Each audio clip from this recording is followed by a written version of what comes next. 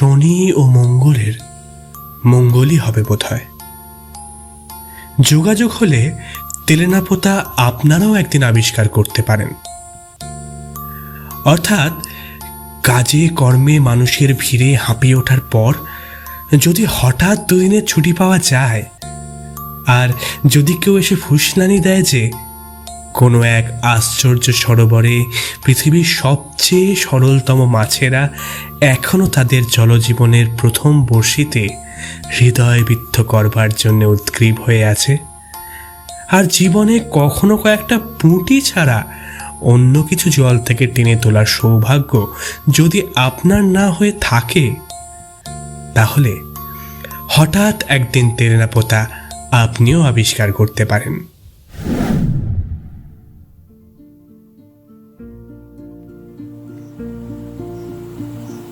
নমস্কার, আমি অনিরুদ্ধ। তা অনেক দিন বাদে আবার ফিয়ার ফেদারের মঞ্চে অবতীর্ণ হলাম। জানি যে আপনাদের অনেকেরই আমাদের নামটা আর মনেই নেই, সেটা স্বাভাবিকও, কিন্তু প্রায় 2 বছর পর আমাদের এই প্রত্যাবর্তন যেন আপনাদের মেরুদণ্ডের শিহরণ বইয়ে দেয়, সেই চেষ্টাই আমরা করব। আজ যে গল্পটা আপনাদের শোনাবো সেটা আমাদের 90-এর দশকের ছেলেমেয়েদের কাছে একটা ইমোশন, তেলেনাপোতা আবিষ্কার। গল্পটা ক্লাস 11-এর পাঠ্য থেকেও বেশি আমাদের মনে জায়গা করে নিয়েছিল। চলুন তাহলে আজ আবার একবার ফিরে যাওয়া যাক পুরানো সেই দিনের কথায়। চলুন আবিষ্কার করে আসি তেলেনাপোতা।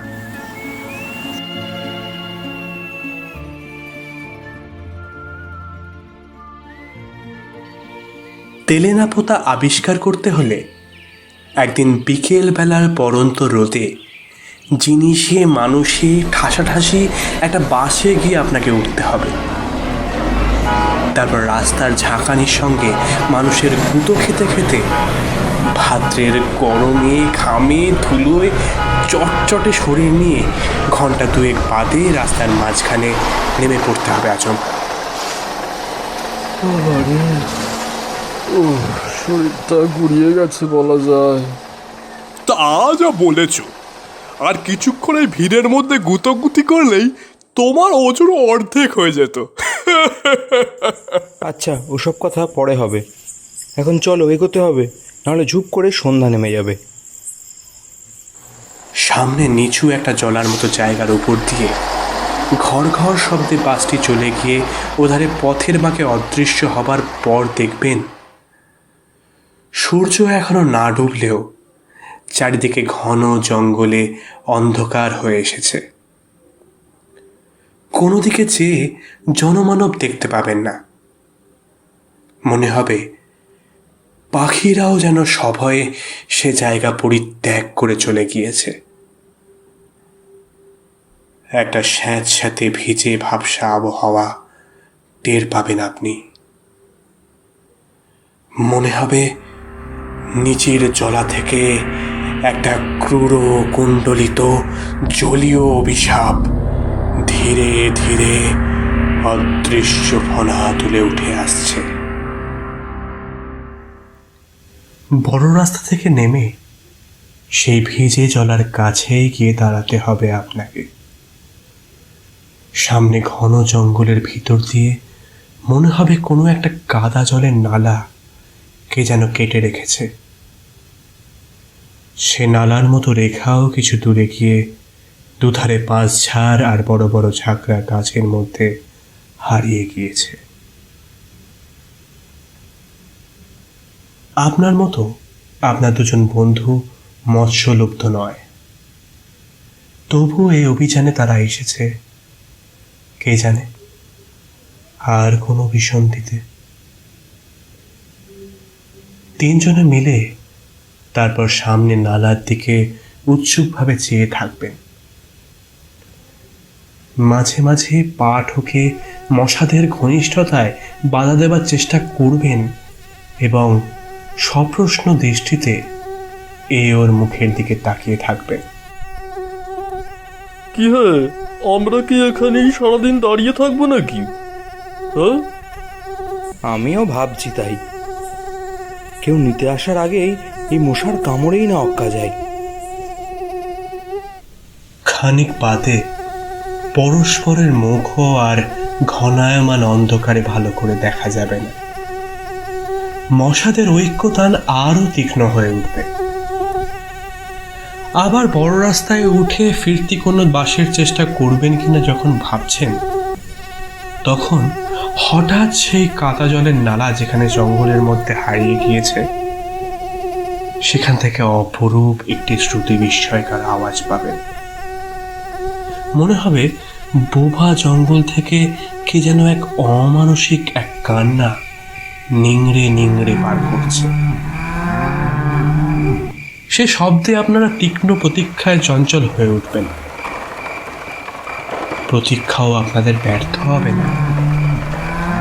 আবছা অন্ধকারে প্রথমে একটা ক্ষীণ আলো তুলতে দেখা যাবে, ও তারপর একটা গরুর গাড়ি জঙ্গলের ভিতর থেকে নালা দিয়ে ধীর মন্থর দোদুল্যমান গতিতে বেরিয়ে আসবে। যেমন গাড়িটি তেমনি গরুগুলি। মনে হবে পাতালের কোনো বামনের দেশ থেকে গরুর গাড়ির এই ক্ষুদ্র সংক্ষিপ্ত সংস্করণটি বেরিয়ে এসেছে। বৃথা বাক্য ব্যয় না করে সেই গরুর গাড়ির ছইয়ের ভিতর তিনজনে কোনো রকমে প্রবেশ করবেন। আরে ধূত, তোমার এই বিশাল চেহারার জন্য জায়গায় ধরছে না। বাহ বাহ বাহ বাহ বাহ বাহ, আমার জন্য? আর তোমার যে ওই ঘামটা গড়িয়ে আমার গায়ে এসে পড়ছে, সেবেলা একটু মানিয়ে নিতে শেখো, বুঝলে? একটু মানিয়ে নিতে শেখো। এই তোমরা একটু চুপ করো তো। একে নিজের হাত পা কোথায় তাই খুঁজে পাচ্ছি না, তার মাঝে আবার কলহ জুড়ে দিয়েছে। হ্যাঁ, তিনজোড়া হাত, তিনজোড়া পা এবং তিনটি মাথা নিয়ে স্বল্পতম স্থানে সর্বাধিক বস্তু কিভাবে সংস্থাপিত করা যায় সে সমস্যার মীমাংসা করবেন আপনারা। গরুর গাড়িটি তারপর যে পথে এসেছিল সেই পথে অথবা নালায় ফিরে চলতে শুরু করে। বিস্মিত হয়ে দেখবেন ঘন অন্ধকার অরণ্য যেন সংকীর্ণ একটি সুড়ঙ্গের মতো পথ সামনে একটু একটু করে উন্মোচন করে দিচ্ছে। প্রতি মুহূর্তে মনে হবে কালো অন্ধকারের দেওয়াল বুঝি অভেদ্য, কিন্তু তবু গরুর গাড়িটি অবিচলিতভাবে ধীর মন্থর গতিতে এগিয়ে যাবে পায়ে পায়ে পথ যেন ছড়িয়ে ছড়িয়ে। কিছুক্ষণ হাত পা ও মাথার যথোচিত সংস্থান বিপর্যস্ত হবার সম্ভাবনায় বেশ একটু অস্বস্তি বোধ করবেন। বন্ধুদের সঙ্গে ক্ষণে ক্ষণে অনিচ্ছাকৃত সংঘর্ষ বাঁধবে। দেখেছো, একে জায়গাগুলোই না, এ আবার এখানেই ঘুম দিচ্ছে। এই এই সোজা হয়ে বসো তো। তা তুমি একটু উপাসটা চেপে যাও না, তাহলে আমিও তো একটু হাতটা সোজাটা করতে পারি নাকি। যত সব জ্বালাতন। তারপর ধীরে ধীরে বুঝতে পারবেন চারিধারের গাঢ় অন্ধকারের চেতনার শেষ অন্তরীপটিও নিমজ্জিত হয়ে গিয়েছে। মনে হবে পরিচিত পৃথিবীকে দূরে কোথাও ফেলে এসেছেন। অনুভূতিহীন কুয়াশাময় এক জগৎ শুধু আপনার চারিধারে। সময় সেখানে স্তব্ধ, স্রোতহীন। সময় স্তব্ধ, সুতরাং এই আচ্ছন্নতা কতক্ষণ ধরে যে থাকবে বুঝতে পারবেন না। হঠাৎ এক সময় উৎকট এক বাদ্য ঝঞ্ঝনায় জেগে উঠে দেখবেন ছইয়ের ভিতর দিয়ে আকাশের তারা দেখা যাচ্ছে এবং গাড়ির গাড়োয়ান থেকে থেকে সোচ্চায় একটি ক্যানেস তারা বাজাচ্ছে। কৌতূহলী হয়ে আপনি কারণ জিজ্ঞাসা করলে গাড়োয়ান নিতান্ত নির্বিকার ভাবে আপনাকে জানাবে, শালার ওই বাঘ খেদাতে। ব্যাপারটা ভালো করে হৃদয়ঙ্গম করার পর মাত্র ক্যানেস্তারানিনাতে ব্যাঘ্র বিতরণ সম্ভব কিনা কম্পিত কণ্ঠে এ প্রশ্ন আপনি উত্থাপন করবার আগেই গাড়োয়ান আপনাকে আশ্বস্ত করবার জন্য জানাবে, বাঘ মানে চিতাবাঘ মাত্র, এবং নিতান্ত ক্ষুধার্ত না হলে এই ক্যানেস্তারানি দাদি তাকে তফাৎ রাখবার জন্য যথেষ্ট। মহানগরী থেকে মাত্র 30 মাইল দূরে ব্যাঘ্র সংকুল এরকম স্থানের অস্তিত্ব কি করে সম্ভব? আপনি যতক্ষণ চিন্তা করবেন ততক্ষণে গরুর গাড়ি বিশাল একটি মাঠ পার হয়ে যাবে। আকাশে তখন কৃষ্ণপক্ষের বিলম্বিত ক্ষৈত চাঁদ বোধহয় উঠে এসেছে। তারই স্তিমিত আলোয় আবছা বিশাল মৌন সব প্রহরী গাড়ির দুপাশ দিয়ে ধীরে ধীরে সরে যাবে। প্রাচীন অট্টালিকার সেসব ধ্বংসাবশেষ, কোথাও একটা থাম, কোথাও একটা দেউড়ির খিলান, কোথাও কোনো মন্দিরের ভগ্নাংশ, মহাকালের কাছে সাক্ষ্য দেবার ব্যর্থ আশায় দাঁড়িয়ে আছে সেগুলো। ওই অবস্থায় যতখানি সম্ভব মাথা তুলে বসে কেমন একটা শিহরণ সারা শরীরে অনুভব করবেন আপনি। জীবন্ত পৃথিবী ছাড়িয়ে অতীতের কোনো কুচ্ছটিকাচ্ছন্ন স্মৃতিলোকে এসে পড়েছেন, এই বলে আপনার ধারণা হবে। রাত তখন কত আপনি জানেন না, কিন্তু মনে হবে এখানে রাত যেন কখনো ফুরোয় না। নিবিড় অনাদি অনন্ত স্তব্ধতায় সব কিছু নিমগ্ন হয়ে আছে। জাদুঘরে নানা প্রাণীদেহ আরোগ্যের মধ্যে যেমন থাকে। 2-3 বার মোড় ঘুরে গরুর গাড়ি এবার এক জায়গায় এসে থামবে। হাত পাগুলো নানা স্থান থেকে কোনো রকমে কুড়িয়ে সংগ্রহ করে কাঠের পুতুলের মতো আড়ষ্টভাবে আপনারা একে একে নামবেন। উফ বাবা,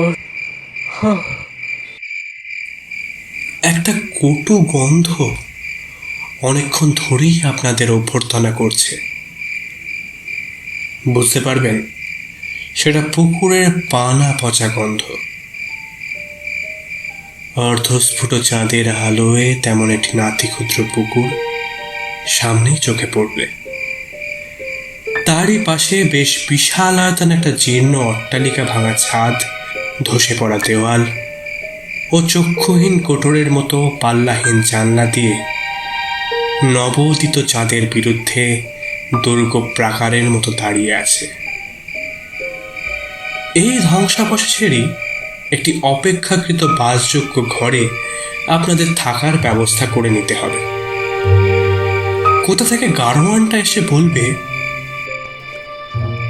বাবু, বাবু, এই লণ্ঠন আর 3 কলসি জল রেখে গেলাম, আজকের রাতটা এটি চালিয়ে নিতে হবে।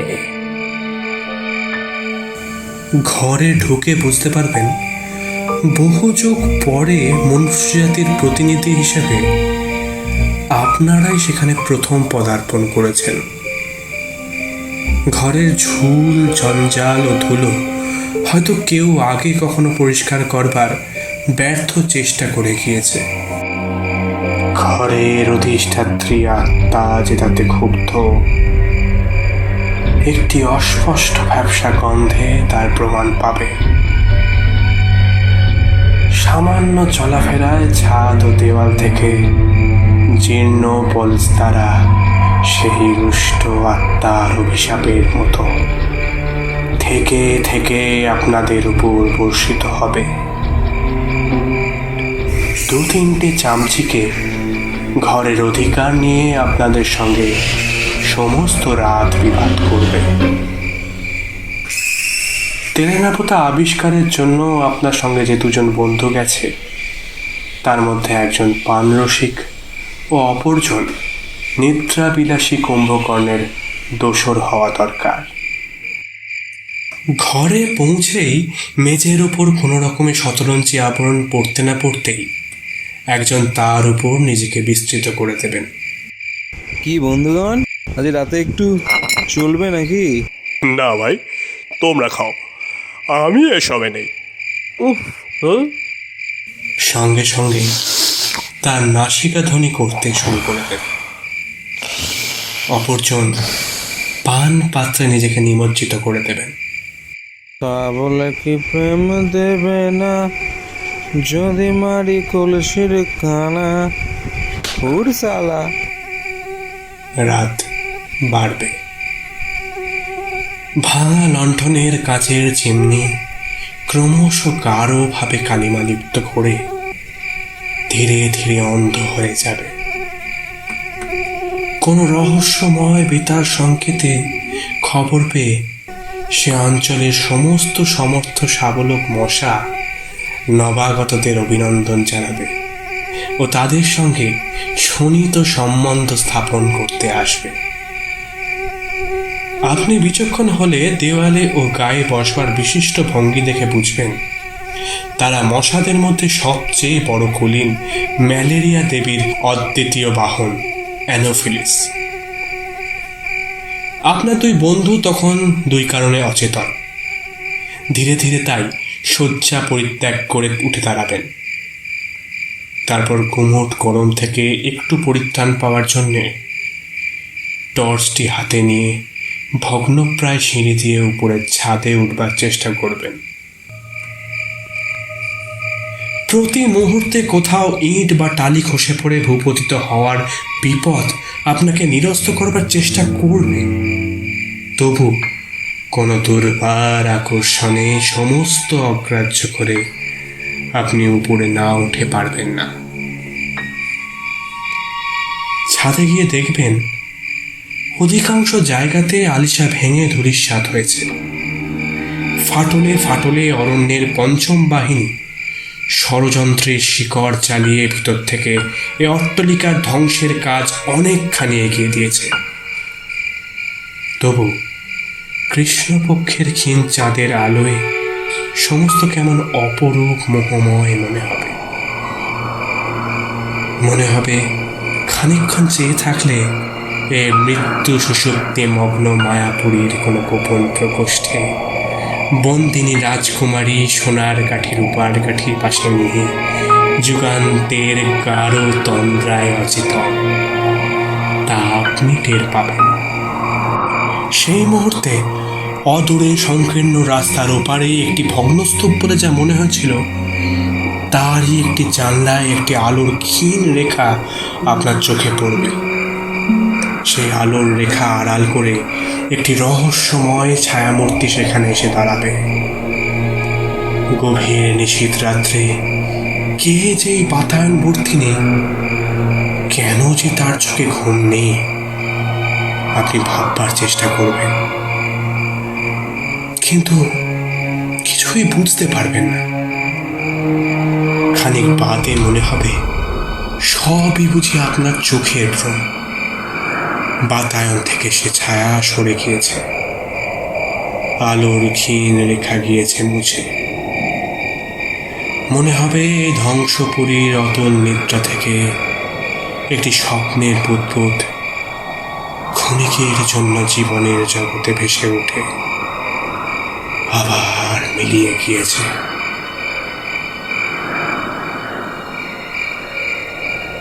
আপনি আবার সন্তর্পণে নিচে নেমে আসবেন এবং কখন একসময় দুই বন্ধুর পাশে একটু জায়গা করে ঘুমিয়ে পড়বেন আপনি টেরও পাবেন না।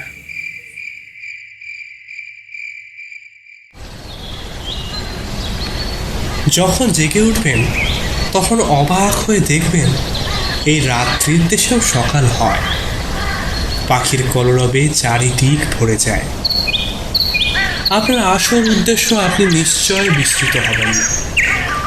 এক সময় ষোড়শোপচার আয়োজন নিয়ে মৎস্য আরাধনার জন্য শ্যাওলা ঢাকা ভাঙা ঘাটের ধারে আপনি বসে পড়বেন। গুড়িপানায় সবুজ জলের মধ্যে যথোচিত নৈবেদ্য সমেত বড়শি নামিয়ে দেবেন। বেলা বাড়বে।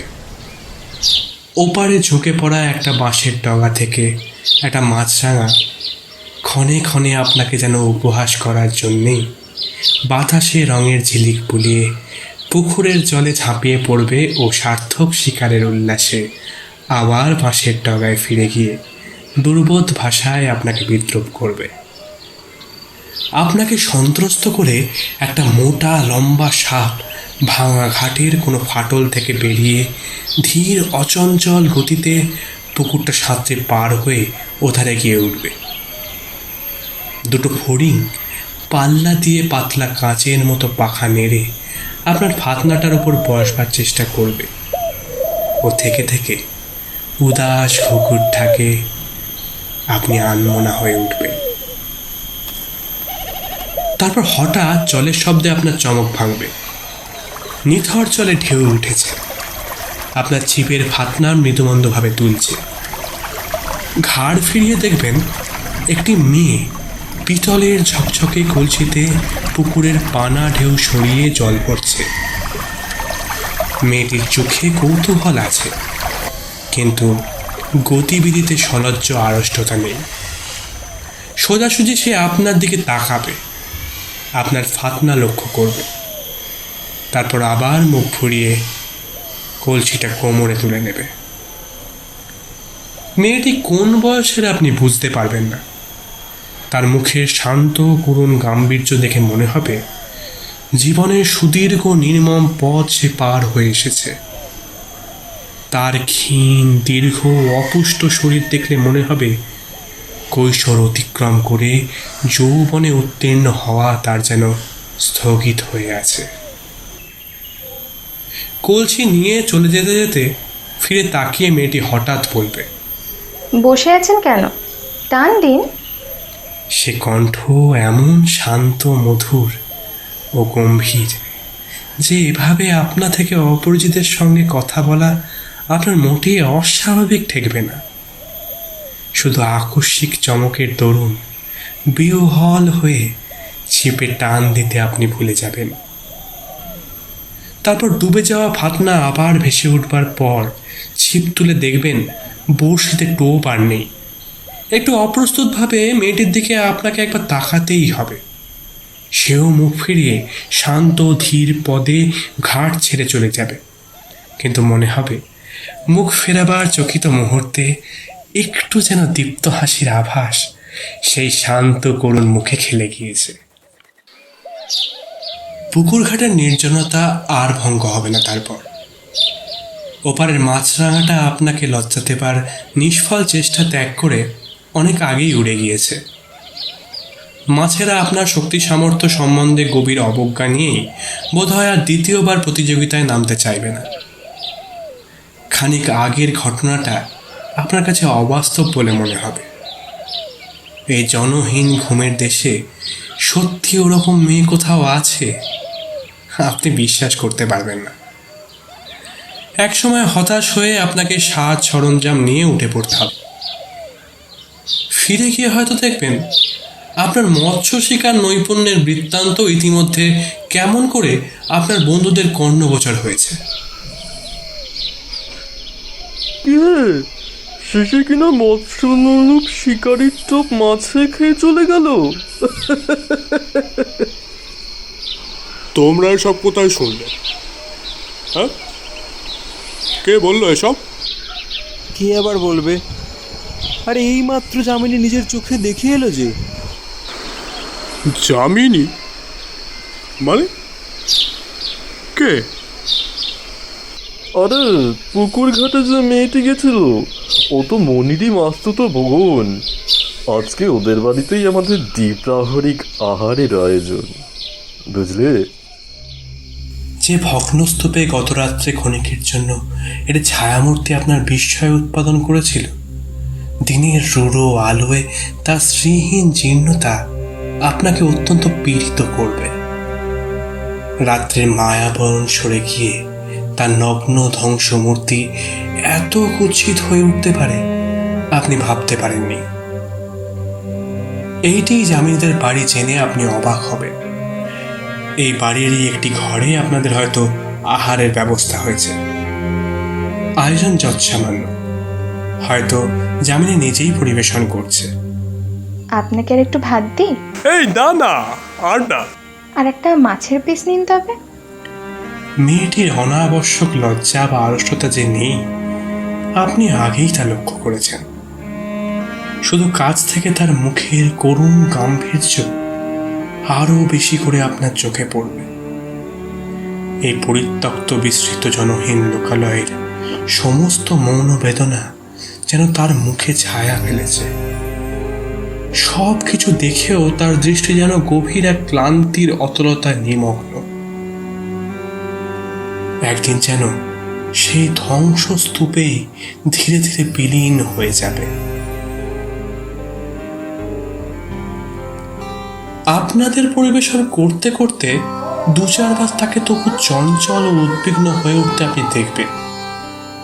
উপরতলার কোনো ঘর থেকে ক্ষীণ একটা কণ্ঠ যেন তাকে ডাকছে।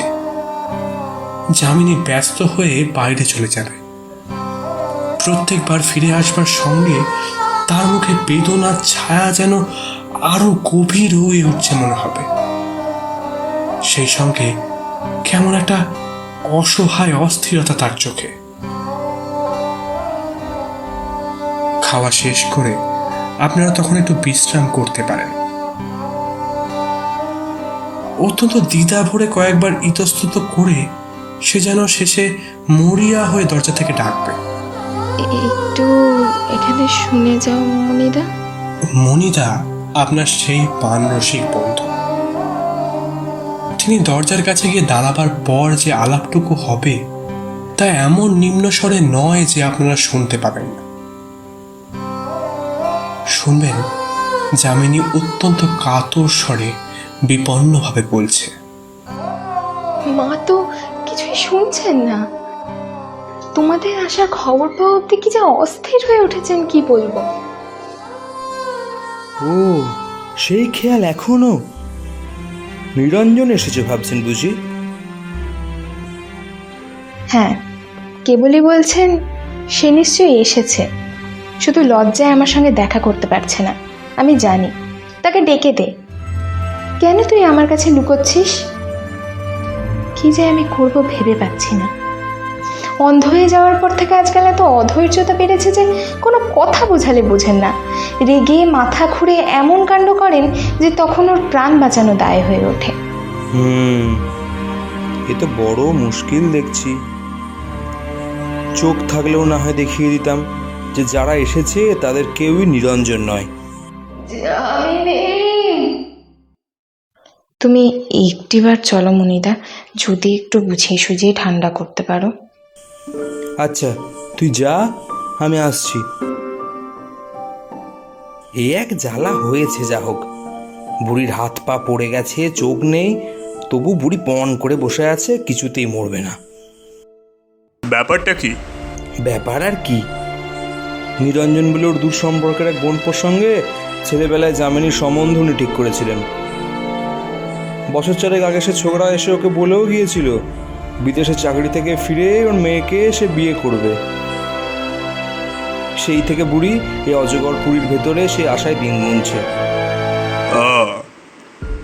তা নিরঞ্জন কি এখনো বিদেশ থেকে ফেরেনি?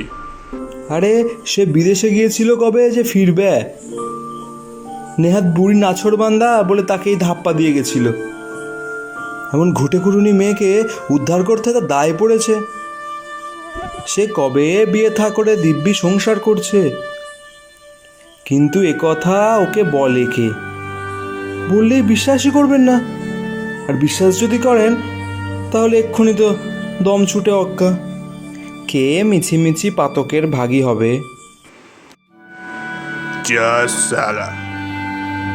তা যামিনী নিরঞ্জনের কথা জানে?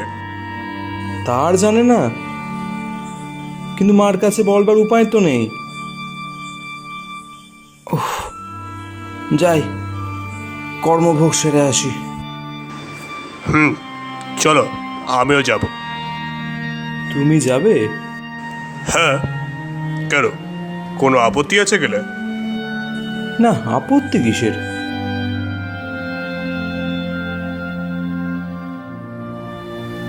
বেশ বিমূঢ়ভাবেই মণি আপনাকে পথ দেখিয়ে নিয়ে যাবে। সংকীর্ণ অন্ধকার ভাঙা সিঁড়ি দিয়ে যে ঘরটিতে আপনি পৌঁছবেন, মনে হবে উপরে নয়, মাটির তলার সুড়ঙ্গেই বুঝি তার স্থান। একটি মাত্র জানালা, তাও বন্ধ। বাইরের আলো থেকে এসে প্রথমে আপনার চোখে সবই ঝাপসা ঠেকবে, তারপর টের পাবেন প্রায় ঘরজোড়া একটি ভাঙা তক্তা বসে ছিন্ন কণ্ঠা জড়িত একটি শীর্ণ কঙ্কালসার মূর্তি শুয়ে আছে। তক্তাপোষের এক পাশে যামিনী পাথরের মূর্তির মতো দাঁড়িয়ে। আপনাদের পদ শব্দ শুনে সেই কঙ্কালের মধ্যেও যেন চাঞ্চল্য দেখা দেবে। কে রে নিরঞ্জন এলি? অভাগী মাসিকে এতদিনে মনে পড়লো বাবা? তুই আসবি বলে প্রাণটা যে আমার কণ্ঠায় এসে আটকে আছে। কিছুতেই যে নিশ্চিন্তি হয়ে মরতে পারছিলাম না। এবার তো আর অমন করে পালাবি না? মনে কি যেন বলতে যাবে, তাকে বাধা দিয়ে আপনি অকস্মাৎ বলবেন, ইয়ে না মাসিমা, আর পালাবো না। মুখ না তুলেও মনির বিমূঢ়তা ও আর একটি স্থানুর মতো মেয়ের মুখে স্তম্ভিত বিস্ময় আপনি যেন অনুভব করতে পারবেন। কিন্তু কোনো দিকে তাকাবার অবসর আপনার থাকবে না। দৃষ্টিহীন দুটি চোখের কোটরের দিকে আপনি তখন নিস্পন্দ হয়ে রুদ্ধ নিঃশ্বাসে চেয়ে আছেন। মনে হবে সেই শূন্য কোটরের ভিতর থেকে অন্ধকারের দুটি কালো শিখা বেরিয়ে এসে যেন আপনার সর্বাঙ্গ লেহন করে পরীক্ষা করছে। কটি স্তব্ধ মুহূর্ত ধীরে ধীরে সময়ের সাগরে শিশির বিন্দুর মতো ঝরে পড়ছে। আপনি অনুভব করবেন, তারপর শুনতে পাবেন, আমি জানতাম তুই না এসে পারবি না বাবা, তাই তো এমন করে এই প্রেতপুরি পাহারা দিয়ে দিন গুনছি। বৃদ্ধা কথা বলে হাঁপাবেন। চোখেতে একবার যামিনীর উপর দৃষ্টি বুলিয়ে নিয়ে আপনার মনে হবে বাইরের কঠিন মুখোশের অন্তরালে তার মধ্যেও কোথাও যেন কি ধীরে ধীরে গলে যাচ্ছে। ভাগ্য ও জীবনের বিরুদ্ধে গভীর হতাশার উপাদানে তৈরি এক সুদৃঢ় শপথের ভিত্তি আলগা হয়ে যেতে আর বুঝি দেরি নেই। যামিনীকে নিয়ে তুই সুখী হবি বাবা। আমার পেটে হয়েছে বলে বলছি না, এমন হয় না। শোকে তাপে বুড়ো হয়ে মাথার ঠিক নেই। রাত দিন খিট খিট করে মেয়েটাকে যে কত যন্ত্রণা দিই তা কি আমি জানি না? তবু মুখে ওর রানী। এই শ্মশানের দেশ 10টা বাড়ি খুঁজলে একটা পুরুষ মেলে না। আমার মতো ঘাটের মরারা শুধু ভাঙা ইট আঁকড়ে এখানে সেখানে ধুঁকছে। এর মধ্যে একাধারে মেয়ে পুরুষও কি না করছে। একান্ত ইচ্ছা সত্ত্বেও চোখ তুলে একটিবার তাকাতে আপনার সাহস হবে না। আপনার নিজের চোখের জল বুঝি আর গোপন রাখা যাবে না। বৃদ্ধা ছোট একটি নিঃশ্বাস ফেলে বলবেন, যামিনীকে তুই নিবি তো বাবা? তোর শেষ কথা না পেলে আমি মরেও শান্তি পাবো না। ধরা গলায় আপনি তখন শুধু বলতে পারবেন, আমি তোমায় কথা দিচ্ছি মাসিমা, আমার কথার কোনো নড়চড় হবে না।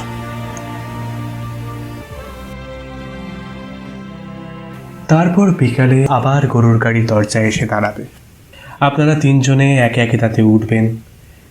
যাবার মুহূর্তে গাড়ির কাছে এসে দাঁড়িয়ে আপনার দিকে সেই দুটি করুণ চোখ বলবে, আপনার ছিপটিপ যে পড়ে রইল।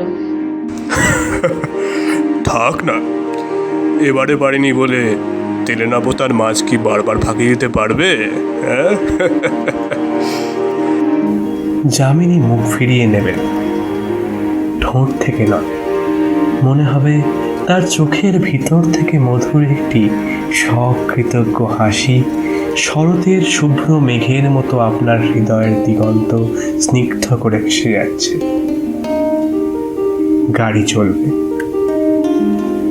কবে 100 না 150 বছর আগে প্রথম ম্যালেরিয়ায় মড়কের এক দুর্বার বন্যা তেলেনাপোতাকে চলমান জীবন্ত জগতের এই বিস্মৃতি বিলীন প্রান্তে ভাসিয়ে এনে ফেলে রেখে গিয়েছিল, আপনার বন্ধুরা হয়তো সেই আলোচনা করবেন। সে কথা ভালো করে আপনার কানে যাবে না। গাড়ির সংকীর্ণতা আর আপনাকে পীড়িত করবে না। তার চাকার একঘেয়ে কাঁদুনি আর আপনার কর্কশ লাগবে না। আপনি শুধু নিজের হৃদস্পন্দনে একটি কথাই বারবার ধ্বনিত হতে শুনবেন, ফিরে আসবো, ঠিক ফিরে আসবো। মহানগরের জনাকীর্ণ আলোকোজ্জ্বল রাজপথে যখন এসে পৌঁছবেন, তখনও আপনার মনে তেলেনাপোতার স্মৃতি সুদূর অথচ অতি অন্তরঙ্গ একটি তারার মতো উজ্জ্বল হয়ে আছে। ছোটখাটো বাধা বিড়ম্বিত কটি দিন কেটে যাবে। মনের আকাশে একটু কুয়াশা জমেছে কিনা আপনি টের পাবেন না। তারপর যেদিন সমস্ত বাধা অপসারিত করে তেলেনাপোতায় ফিরে যাবার জন্যে আপনি প্রস্তুত হবেন, সেদিনই হঠাৎ মাথার যন্ত্রণায় ও কম্প দেওয়া শীতে লেপ তোষক মুড়ি দিয়ে আপনাকে শুতে হবে। থার্মোমিটারের পারা জানাবে 105 ডিগ্রি। ডাক্তার এসে বলবে, কি মশাই, ম্যালেরিয়াটা কোথা থেকে বাঁধালেন? আপনি শুনতে শুনতে জ্বরের ঘোরে আচ্ছন্ন হয়ে যাবেন।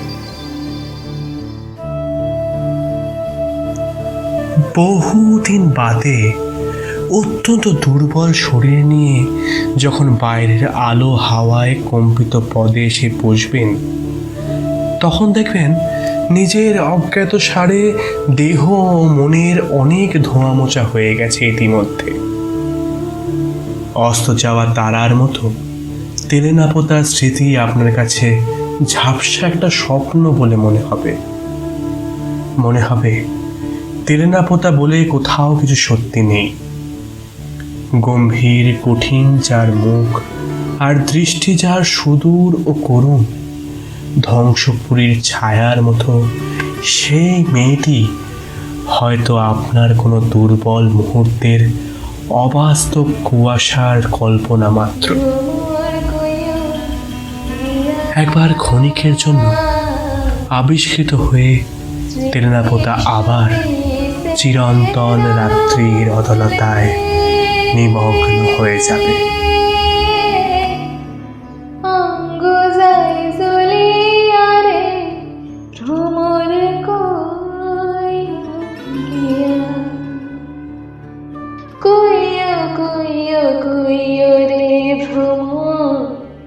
কৃষ্ণ রে বোঝাইয়া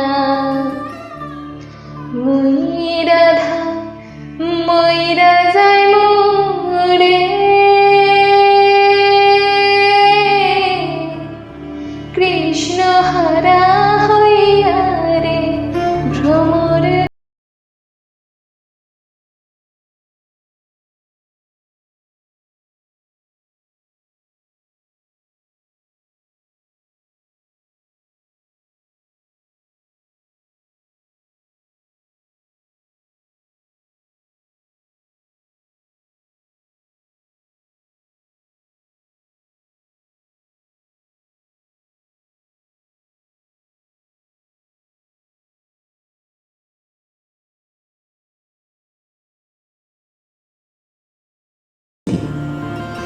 অতীতেই থাকুক না স্নিগ্ধ হয়ে, না চাহি তারে স্বপ্ন ব্যতীত। কুণ্ঠা ভরা জীবন কে চায় বলুন তো? মহান হবার লোভে করা ভুল কেই বা বইতে চায়? নিরঞ্জন আর আমাদের নায়ক দুজনের কোনো পার্থক্য আছে কি? নাকি এই মৃত্যুপুরী তেলেনাপোতাকেই ঘিরে আছে এই অভিশাপ? সে আমাদের শ্রোতারা ভেবে দেখুন ব্যাপারটা। আপনাদের মতামত কমেন্টে জানাবেন, আমি ততক্ষণ আমার কাজটা সেরে নিই। শুনছিলেন তেলেনাপোতা আবিষ্কার, রচনা প্রেমেন্দ্র মিত্র, ভয়েস অ্যাক্টিং যামিনী ও বৃদ্ধা শ্রীময়ী, গাড়োয়ান ডাক্তার ও এক বন্ধুর চরিত্রে আমি এবং মনির চরিত্রে সৌম্যদীপ, সাউন্ড ডিজাইন, ডিরেকশন ও গল্পের কথক সৌপর্ণ, সমগ্র পরিচালনায় টিম ফিয়ার ফেডার। এখানেই শেষ না, আরও নতুন গল্প আসছে। জুড়ে থাকুন আমাদের সাথে, আর ভালো লাগলে অবশ্যই লাইক, শেয়ার ও কমেন্ট করবেন। সাবস্ক্রাইব করতে ভুলবেন না আমাদের চ্যানেল। আর আমাদের সঙ্গে যোগাযোগ করতে পারেন fearfader3300@gmail.com এই ঠিকানায়। সবাই নিজের যত্ন নেবেন। অনেক ধন্যবাদ। শুভরাত্রি।